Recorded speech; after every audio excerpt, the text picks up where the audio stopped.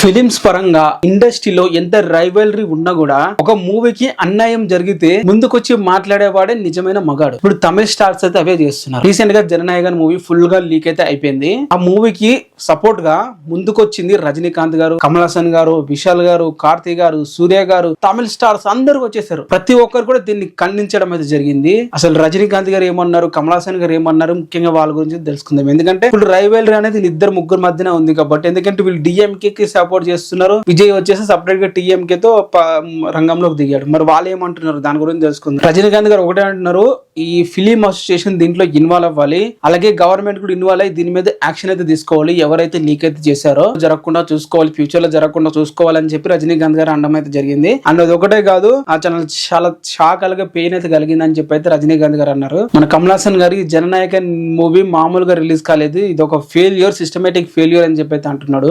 వాళ్ళు ఏదైతే సర్టిఫికెట్ అయితే ఇవ్వలేదో దాని వల్ల ఇది జరిగిందని చెప్పి కమల్ హాసన్ ఉద్దేశము. సో కమల్ హాసన్ గారు ఈ విషయాన్ని తనని మెచ్చుకోవాలని చెప్పాలి. ఈ విధంగా తమిళ స్టార్స్ అందరు ముందుకు వచ్చి అయితే విజయ్ కి అండగైతే నిలిచినారు. నేను ఇద్దరు గురించి చెప్తున్నా, బట్ తమిళ స్టార్స్ అందరు కూడా వచ్చేసి మాట్లాడారు. క్రియేటర్ ని ఎవరు కాపాడుతారు అని చెప్పి కమల్ హాసన్ గారు వేసిన వీటి పోస్ట్ చూడండి, చాలా గూస్ బంప్స్ అయితే వచ్చాయి.